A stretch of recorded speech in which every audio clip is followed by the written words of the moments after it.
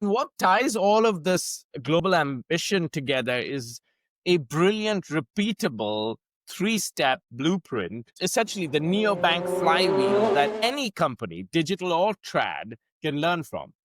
Step one is the frictionless wedge. The goal here is to keep your CAC to as close to zero as possible.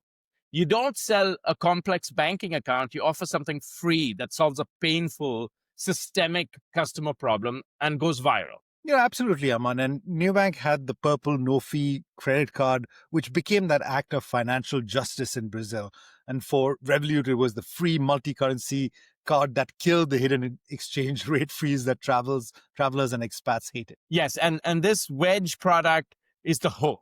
It gets millions of people onto the platform cheaply and creates the trust necessary for the next step.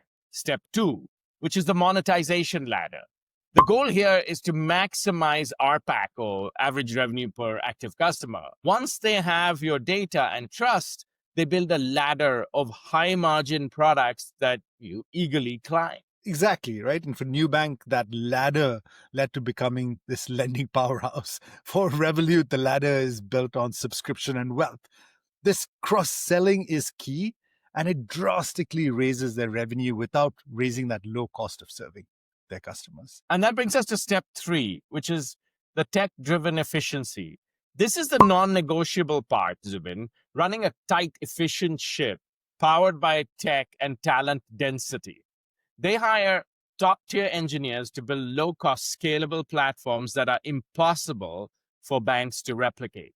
They democratize data access, empowering product managers and even customer support teams to rapidly iterate and launch new features. It's spot on, Aman. This hyper efficiency enables them to achieve billion-dollar profits while being more cost efficient for the customer. And here's the kicker: this flywheel can and has been used successfully by trad banks. Two examples that spring to mind are JP Morgan Chase UK Bank, that went from zero to market leader, overtaking neobanks in just 3 years. Their strategy is a textbook example of a modern challenger bank launch, prioritizing a compelling low CAC initiative, the wedge, followed by building out its product suite to increase the ARPAC, the monetization ladder, and all underpinned by an efficient digital-first tech stack, which is essentially the efficiency driver.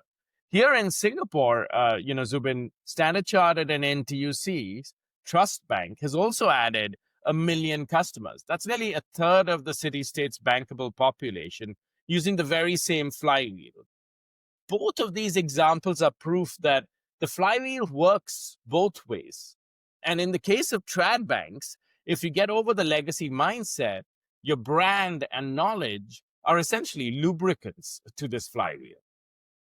And it's that efficiency you just highlighted, Aman, is precisely what separates the new kings from the old guard. Because the global banks, I would argue, are sometimes doing exactly the opposite.